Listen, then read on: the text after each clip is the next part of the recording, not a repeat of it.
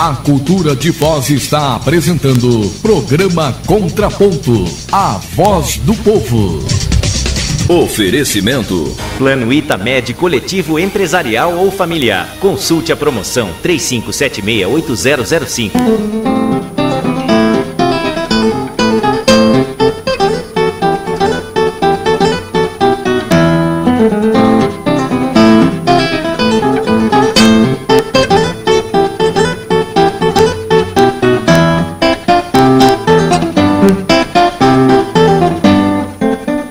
Agora são 12 horas e 3 minutos, seu contraponto da Cultura Voz do Povo. Quem tem algum recado aí, Júlio? Não. Então deixa eu dar um recado aqui. Deixa eu dar um recado aqui no 2827-8200, é o WhatsApp da Rádio Cultura. A Agropasso comunica com sua nova indústria de fertilizantes, instalada no município de Matelândia. Traz agora para seus clientes de Foz e região um novo produto. É o nitrogênio. O nitrogênio é uma linha completa de organominerais e orgânicos para atender todos os segmentos agrícolas e pecuária. Você entra em contato no 3028-3037 ou pelo telefone 9974-6857. Está instalada, a Agropasso está instalada agora em Matelândia, está indo de vento em popa, tem financiamentos e custeios agrícolas pela Caixa Econômica Federal. Semente de soja, semente de milho híbrido e varietais da marca Semídia. Você entra em contato, eu repito, pelo telefone 3028-3037, é o telefone da Agropasso. Alguma coisa nova, meu caro Enes Mendes da Rocha? Coisa nova mesmo? Eu acho que tem muita gente esperando mais do que nós, sabe? Mas há uma coisa nova na mudança aqui do Conselho de Itaipu Binacional, né? Saiu o Mercadante e entra o Jacques Wagner no lugar dele. O Brasil tem direito a 6 conselheiros e o Paraguai também. Os demais conselheiros, veja aqui, ó, de administração de Itaipu Binacional, o ex-governador gaúcho Alceu Colares, o ex-ministro da Ciência e Tecnologia Roberto Amaral, que é Gilles Azevedo, que ele é o assessor particular da presidente Dilma, tudo em casa, né? Maurício Requião, irmão do senador Roberto Requião, e José Antônio Muniz, que é o presidente da Eletrobras. Há um cachezinho para isso aí, porque ninguém é de ferro, né? Sim. R$ 20.800 por mês. Sem contar que o pessoal fica hospedado nessas pensões mais baratas aqui em Foz do Iguaçu, entendeu? Mabu, Bourbon, né? Já encontrei. Eu quero saber, até o que eu sabia era o seguinte: o irmão do senador Roberto Requião, que ele tentou emplacar como conselheiro do Tribunal de Contas, e o Supremo Tribunal Federal falou, está errado.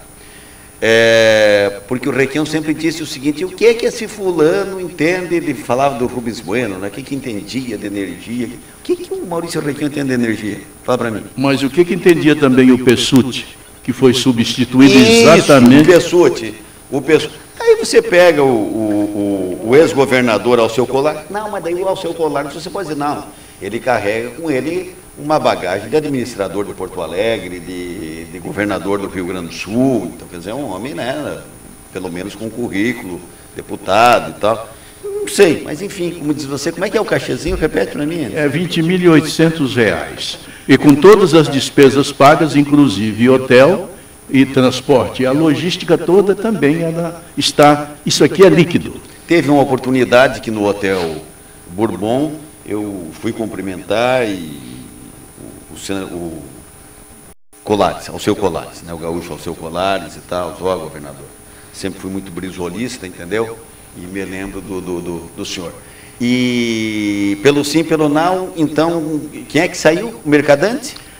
E nem terminou ainda e já substituiu. É que o Mercadante era eletricitário ao tempo, quando ele era jovem, entendeu? Então, era isso também que ele ocupava, né? Então, quando ele era jovem, ele era eletricitário. Acho que era, né? A gente faz uma certa brincadeira, um trocadilho com isso.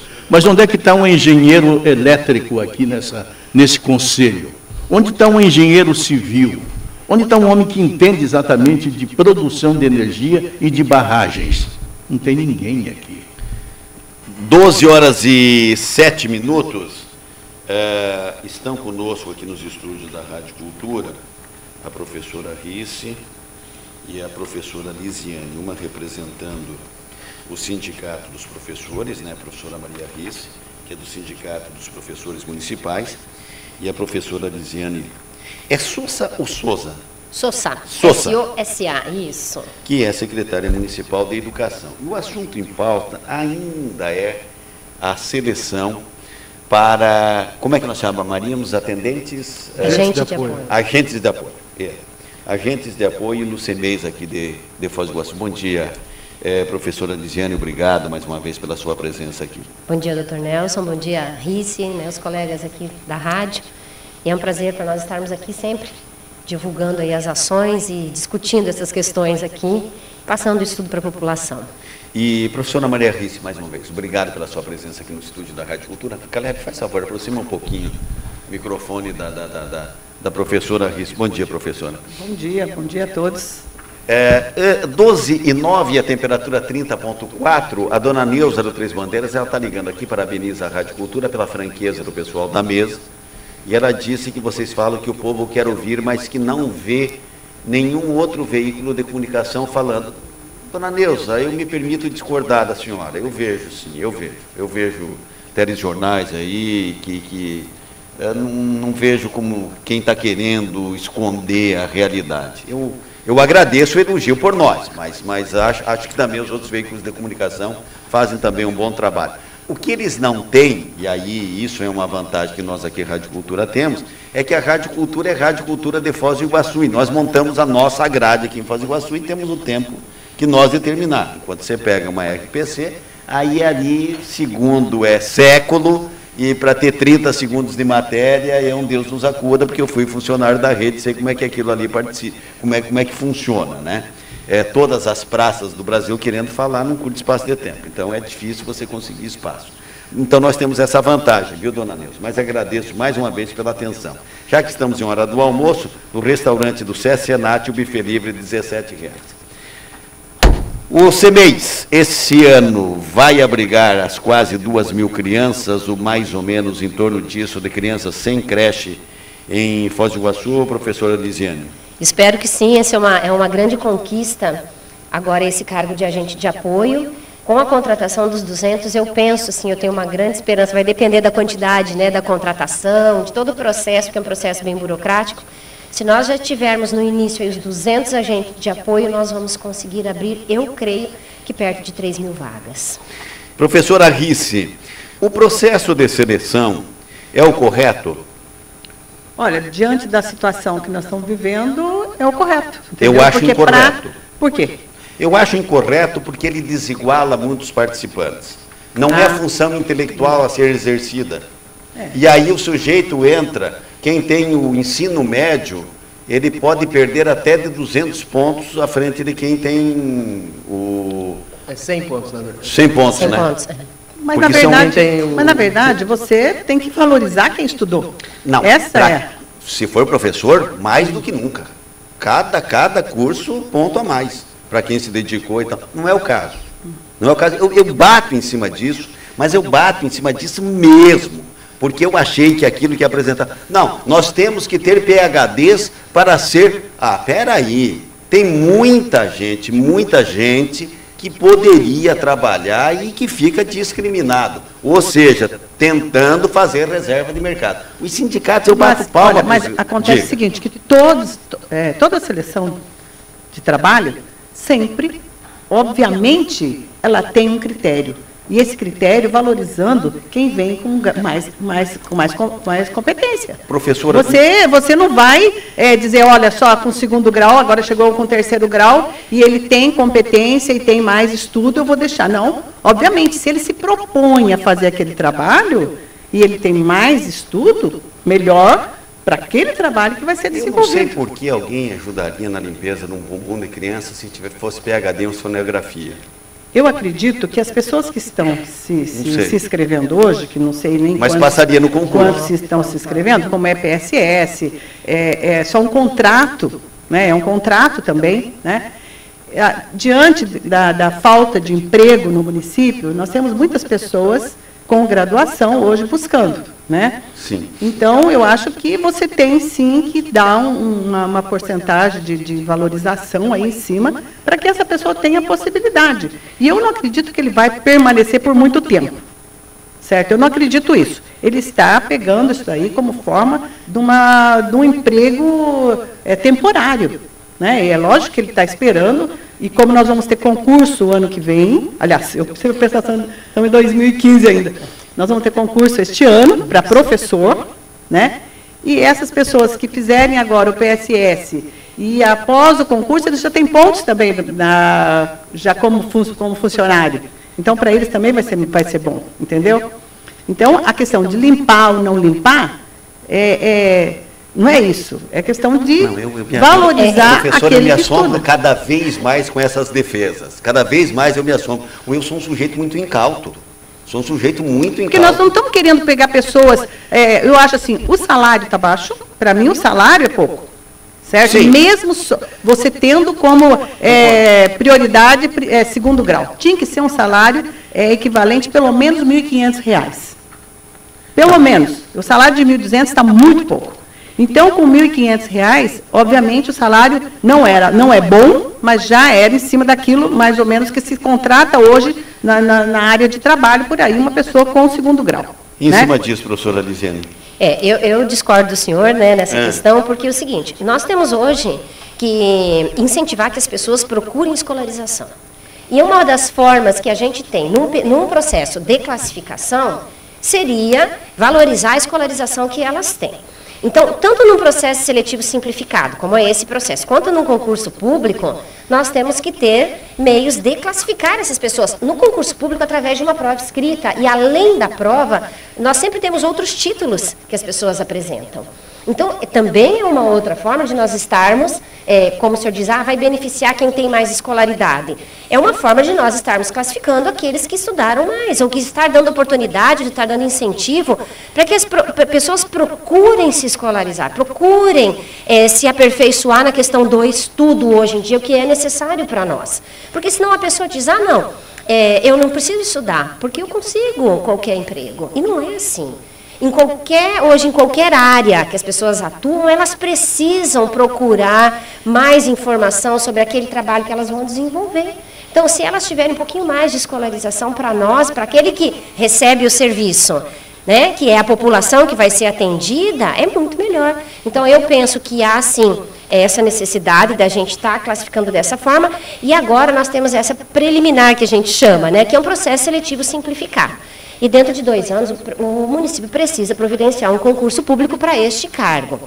Então, até lá, assim, hoje nós estamos aí com o processo, hoje até o horário que eu saí do protocolo, nós estávamos com 1.560 inscrições.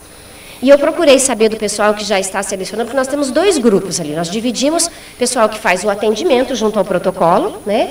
Que é o pessoal que recebe aqueles candidatos, olha a documentação, vê se está faltando alguma coisa, pergunta se está faltando, se eles querem buscar ou querem protocolar a documentação que eles têm. Então, que dá essa orientação que já facilita para o protocolo. E temos o grupo que já está conferindo a inscrição. Pega a ficha de inscrição, confere se a documentação que está em anexo realmente é aquela documentação que está marcada ali na ficha de inscrição. E aí já temos um terceiro grupo que está começando a digitação, né? Que já digita as notas para fazer, então, depois a classificação. E aí eu fui a essa sala e perguntei para as meninas, como é que está? Nós temos aí mais inscritos com curso de graduação e pós ou não? No início, nós até tínhamos.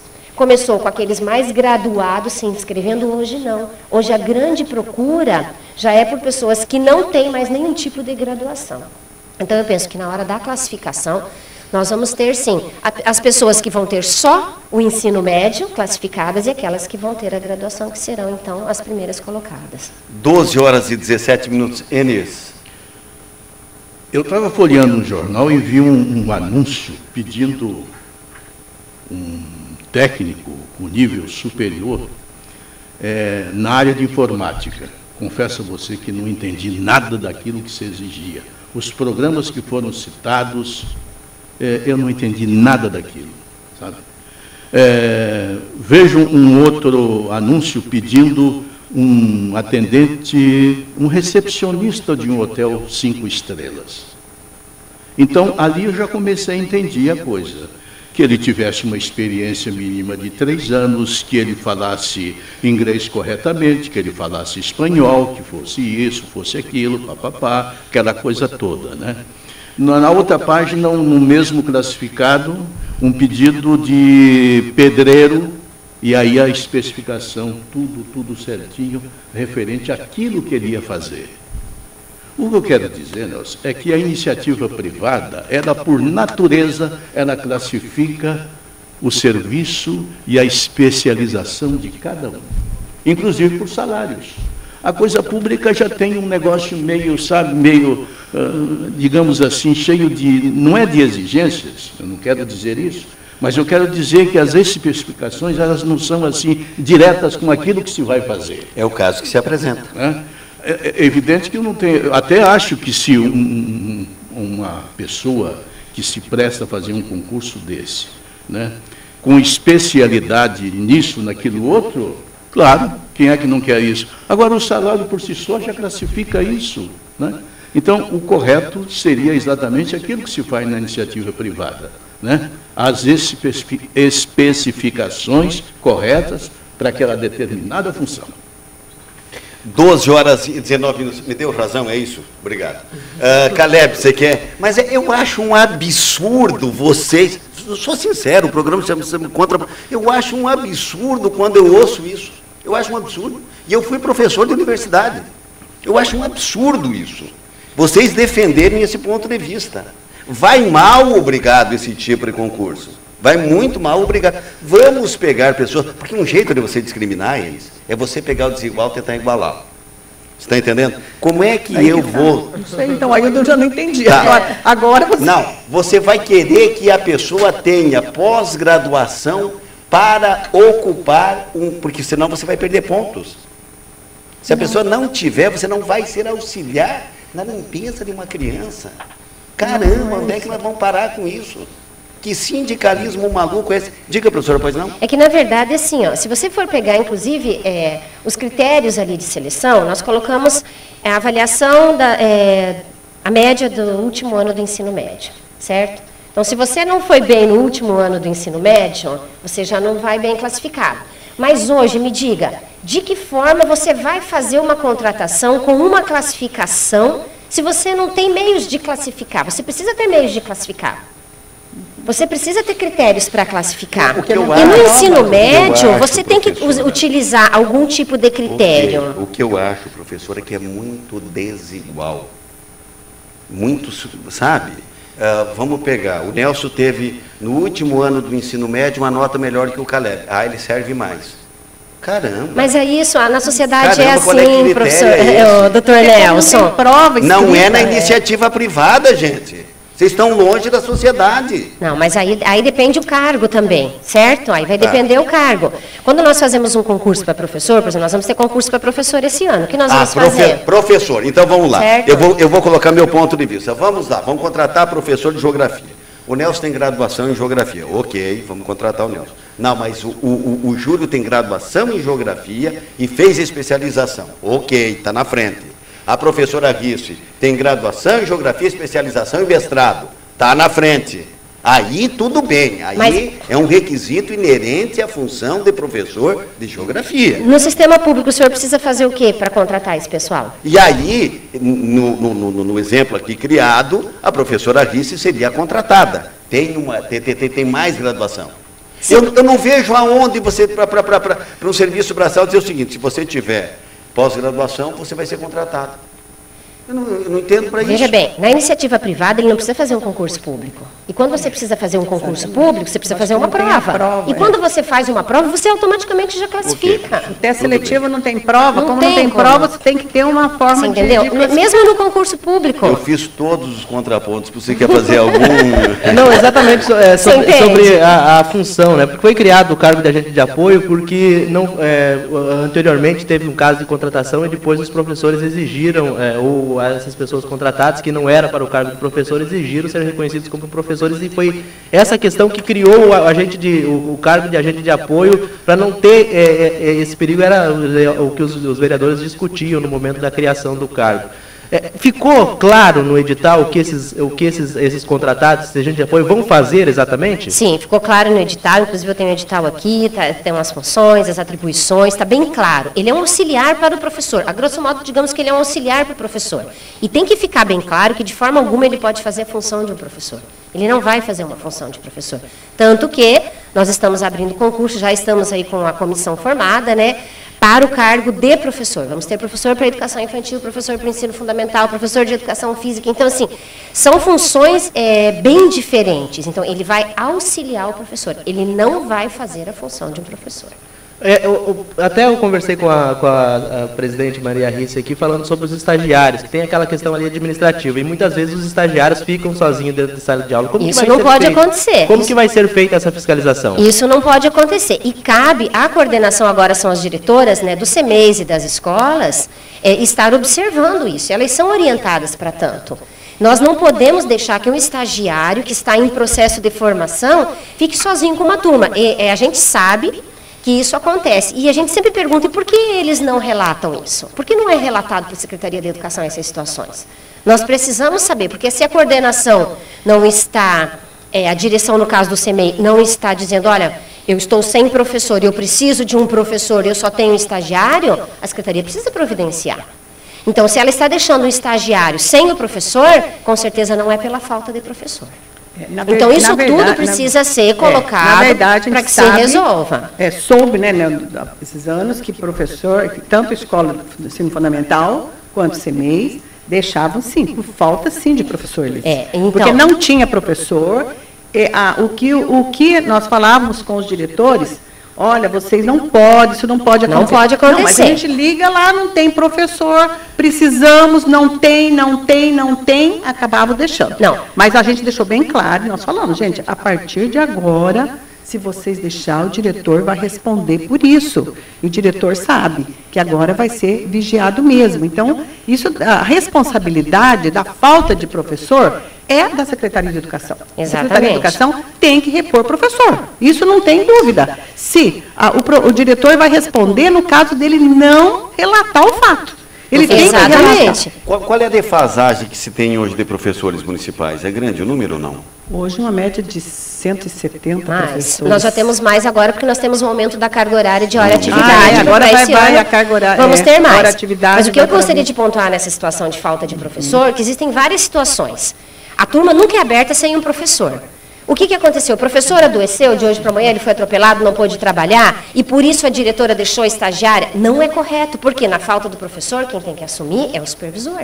A escola tem um supervisor, tem um diretor, e eles precisam assumir. Então, o que acontece nessas situações? Porque não se abre turma no município se não tem um professor. Antigamente, sim. Não sei se vocês estão lembrados, muitos anos atrás, né, Risse? Já se abria a turma e já colocava o estagiário. O estagiário era o regente da turma. Isso aconteceu em anos atrás. Só que, na verdade, né, Lise, a gente, o que tem que ser, haver um planejamento na secretaria, é que o ser humano, ele adoece, né, adoece. Adoecendo, não tem reposição, não tem professor para repor. E não tendo professor para repor, não tem como. Aí joga a responsabilidade totalmente para o diretor e o coordenador pedagógico. Vocês têm que ir para a sala. Só que acontece que o diretor tem uma função. Certo. Se ele não responder, também ele vai ter os problemas. O pedagógico também tem uma função. Eu acho que a gente tem que começar a definir as funções, né, e não complicar, porque você joga toda a responsabilidade para cima da escola, para cima do diretor e do coordenador pedagógico. Falta, não tem professor para licença-prêmio. Então, não se tem licença-prêmio. Aí a escola lá acerta, o outro tem problema de saúde, tem que sair de licença-prêmio, porque ele tem problema de saúde. Né? Aí dá aquela confusão à escola. Mas o diretor que que aceitou, combinaram lá e deram licença prêmio. Não, gente, eu acho que a Secretaria de Educação vai ter que ter um planejamento de professores para repor da licença prêmio, que é um direito do professor, né? Às vezes tem professor que não tira licença prêmio, está tirando para fazer tratamento de saúde, para esperar morrer, não adianta isso. Deixa eu fazer uma pergunta, além desses 170 vagas nesse momento que são faltantes, aforante isso, digamos assim, a ausência do professor, qual é o percentual? 5%, 10%, por conta de doença, de licença? Tem bastante gente doente. É um detalhe aí da sobrecarga também do professor. Tem muito professor doente, tem muito professor trabalhando doente. Entendeu? Nós temos sim. Hoje não se tem tanta ausência, daqueles que realmente já saíram, tem muitos que estão afastados, né? Tem muitos afastados por doença e hoje não se tem tanto. É por conta dos R$100 que cada um recebe para não perder os R$100, ele trabalha doente. Mas nós temos hoje uma grande faixa de professor doente trabalhando. Se a gente for levar a sério mesmo, tem muita falta. Inclusive, doutor Nelson, a orientação da Secretaria da Educação é que não se solicite licença-prêmio para tratar de doença. A orientação, junto com o Serviço de Saúde da Prefeitura, é que ele procure o Serviço de Saúde. E a gente tem o que acontece? Quando ele sai de tratamento de saúde, o que acontece com o salário dele? Reduz o salário. Reduz o salário. Então, ele prefere uma licença-prêmio que eu tenho direito, que é meu direito. Se não pode ter o direito, você tem. Você escolhe por quem você quer. Eu acho injusto você tirar uma licença-prêmio para tratar a saúde. Com certeza. Mas se for para diminuir o meu salário, que eu não tenho condições, eu preciso, então sacrifica-se a licença-prêmio. E existem questões legais que dizem assim, que a licença-prêmio, ela é de conveniência, ela é de oportunidade de conveniência. Então, o servidor, ele tem direito, mas quando for possível. A lei diz isso. Então, o que acontece? Se ele está doente, obrigatoriamente ele precisa se afastar. E aí ele vai tirar uma licença-prêmio. A Secretaria ou concede ou não concede essa licença. A Secretaria concede quando? Quando tem alguém para cobrir esse professor. Nós tivemos aí, ao longo dos 2 últimos anos, e vamos ter agora mais ainda, aposentadorias. Então, esse também é um grande problema. Agora chegou um ponto, de uns 3 anos para cá, que o pessoal começa a se aposentar em função do primeiro concurso que a Prefeitura fez. A RICE sabe disso. Então, a gente vem tentando se organizar. Professores aposentando. Isso. A nossa intenção era ter um professor para auxiliar quando um professor falta, um professor, digamos, de reposição, né, de um outro na sala de aula. Não temos, porque hoje nós temos uma margem na folha de pagamento. Professores, professor Lisiane, há um número de quantos professores a senhora pensa nessa questão assim, de ter um professor? Há um grupo de cada 10, de cada 15 professores? É que depende do porte da escola, né? Porque em cada escola, pelo menos. Pelo menos em cada escola, nós gostaríamos de ter um professor. E hoje nós não conseguimos. Por quê? O número de aposentadorias cresceu tanto, e daqui para frente mais ainda, e nós temos que fazer o quê? Um concurso público para repor o pessoal que está se aposentando, para se adequar às novas normas da legislação, que é a questão da hora-atividade. Antes, o nosso professor tinha 20% de hora-atividade, que a hora-atividade é horário de planejamento. Então, ele tendo para um concurso de 20 horas, 4 horas ele tem direito ao planejamento das aulas dele. Agora, essa lei foi alterada, já tem um tempo. Então, no Plano Municipal de Educação, com a ajuda do sindicato, nós conseguimos colocar no plano de carreira dos professores, que para esse ano de 2016 nós vamos cumprir 28% dessa carga, que vão ser 5 horas e 36 minutos, e os 33% que a lei diz, nós vamos cumprir para um próximo ano. Então, assim, o professor vai ter, digamos que quando chegar aos 33%, quase 7 horas de planejamento por semana, ele tem direito. Então, para isso, a gente precisa o quê? Professor, para cobrir essas 7 horas em sala de aula. Então, tudo isso incide no quê? Numa nova contratação. Uma nova contratação é o quê? É um aumento do número de professores em folha de pagamento. No índice, precisa aumentar o índice. Então, nós temos que aumentar o quê? A arrecadação do município para poder conseguir fazer o quê? Contratar mais professores. Então, não é simplesmente fazer essa contratação, ela não é tão simples assim. O município tem um índice que ele precisa cumprir. Então, as pessoas acham que é muito simples, vamos trazer mais professor. Que bom, nós gostaríamos de ter muito mais professor, para justamente poder liberar licença-prêmio, para a gente conseguir ter um professor no dia que um professor se acidentou, colocar ele ali. Então, a nossa intenção realmente é fazer essa adequação. Só que não depende da nossa intenção e da nossa necessidade, depende do que a prefeitura consegue fazer com o recurso que ela tem. Então, o município precisa hoje o quê? Aumentar a arrecadação.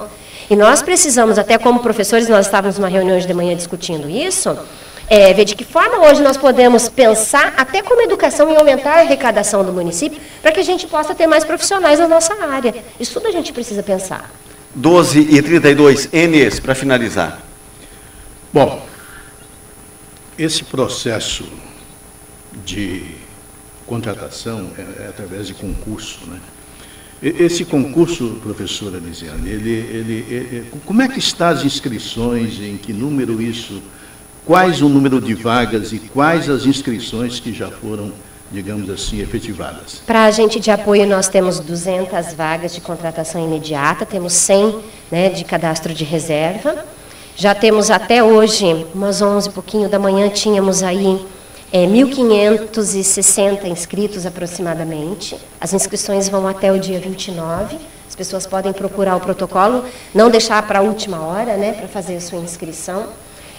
O processo de seleção é um processo sério, está tendo acompanhamento do Ministério Público, né, se prontificou, está, já inclusive encaminhou uma documentação no final de ano, dizendo que estaria acompanhando o processo. A gente convida o sindicato também a acompanhar, porque as pessoas dizem, tem como, né, arrumar uma vaguinha. Não tem como arrumar vaguinha. É realmente pela seleção e pela classificação. É um processo sério. Inclusive, alguém comentou comigo hoje de manhã, eu vi no Face que são cartas marcadas. Não existem cartas marcadas. A gente trabalha, quando a gente trabalha com um processo de seleção, processo de concurso, é um processo sério. Então, se fosse para ser carta marcada, não se faria isso. Né? A gente faria aí qualquer outro tipo de contratação, mas para nós é um trabalho sério, então a gente convida inclusive o sindicato para estar conferindo todos os documentos, a gente está lançando todas as notas, já começamos a lançar no sistema, precisa de pessoal para isso, é muita gente inscrita, eu penso que até o dia 29 nós consigamos chegar aí a mais de 2.500 inscritos, é um trabalho grande. A educação está auxiliando a Secretaria de Administração nesse processo, né? Nós temos lá 10 pessoas da educação que retornaram antes das suas férias para poder auxiliar nesse processo. E assim, é tudo muito bem conferido, a gente confere no mínimo 4 vezes cada inscrição. Lança as notas, depois que lançar a gente reconfere para ver se está ok, até sair uma classificação geral. O nível dessas, digamos assim, desse concurso, ele está atrelado muito, digamos, ao ensino fundamental, ao nível fundamental, ou está atrelado já a um nível superior? Qual é o conteúdo disso? Não, as atividades são atividades básicas diárias que eles vão estar desenvolvendo, né? Então, assim, nós não temos atividades de planejamento como tem um professor. Então, ele não está, digamos que, atrelado a essa função de uma educação superior, né, de um ensino superior. São atividades básicas do ser humano que nós vamos estar atendendo. Então, eu penso que uma pessoa que tem ensino médio, até quem tem ensino fundamental, teria condições de estar desenvolvendo essas funções, né? Porém, a gente pede aí o ensino médio e a gente pede quem tem o ensino superior, para que realmente a gente tenha formas de classificar mais efetivas, que a gente possa ter pessoal, então, um pouquinho mais escolarizado para atender as crianças, já que é no CEMEI, né, do nosso município. A Terezinha do Morumbi 2 pergunta, vou perguntar para a professora Risse, então vamos endereçar a pergunta dela, é a seguinte: se na falta do professor, o agente poderia ficar sozinho na sala com as crianças? Não, não pode. O agente não pode ficar sozinho. O que vai acontecer, que a gente sabe que vai acontecer, seria na hora, por exemplo, na hora do almoço. Certo. Que os professores vão almoçar e o agente automaticamente vai ficar. Só que ele não, a direção e a supervisão, né, a direção e o coordenador pedagógico vão ter que revezar aí e ficar dando o suporte, que é a hora do soninho. Porque não é momento de atividade pedagógica, é a hora o professor do soninho, precisa estar então presente. Vai ter o supervisor e o coordenador pedagógico vão ter que aprender a administrar, né, junto com os colegas também, porque os colegas professores pode ser revezado ali, mas tem que ficar um professor permanente no estabelecimento para dar apoio, suporte a esses agentes que estão cuidando do soninho das crianças. O final da seleção é quando mesmo, professora? Dia 29 terminam as inscrições, aí dia 12 nós temos já a preliminar das inscrições, dia 19 de fevereiro nós já temos a lista já com os recursos todos, a lista final. dos aprovados. As aulas, as creches voltam quando? No dia 15 de fevereiro voltam as aulas já das matrículas realizadas, certo. E as turmas novas daí então para o início do mês de março. Vai depender da contratação desse pessoal. Questão burocrática, né, que a partir do dia 19 eles precisam apresentar a documentação, os classificados, né, vai ser feito chamamento, eles apresentam a documentação, fazem os exames, enfim. E aí depois então eles já iniciam o trabalho. Antes deles iniciarem o trabalho, a educação já está também preparando aí um dia de palestras e formação para esse pessoal que vai estar atuando nos CMEIs. 12 horas e 37 minutos. O que me chama a atenção, eles, é o largo número de gente procurando, hein? Na perspectiva aqui da professora, nós vamos ter 1% da população, né, o correspondente a 1%, disputando uma vaga que vai lhe render R$ 1.200. Isso, claro, com algum descontinho, possivelmente. O salário já é R$ 1.250 com 65 centavos. Isso é um tanto quanto preocupante. Né? Porque não é um salário de encher os olhos, né, professora Alice? Né? Isso é uma preocupação. Minhas amigas, perdoe o aluno aqui pela insolência, mas eu faço os contrapontos que a gente ouve precisa. Aqui e tal para fazer.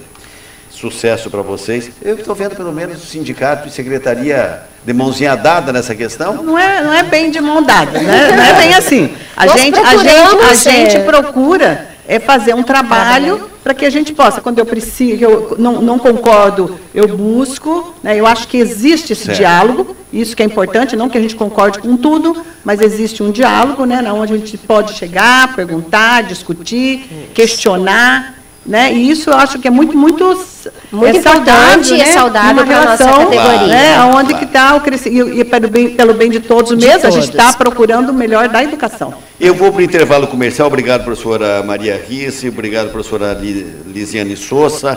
Eu vou para o intervalo e já volto só para terminar o programa.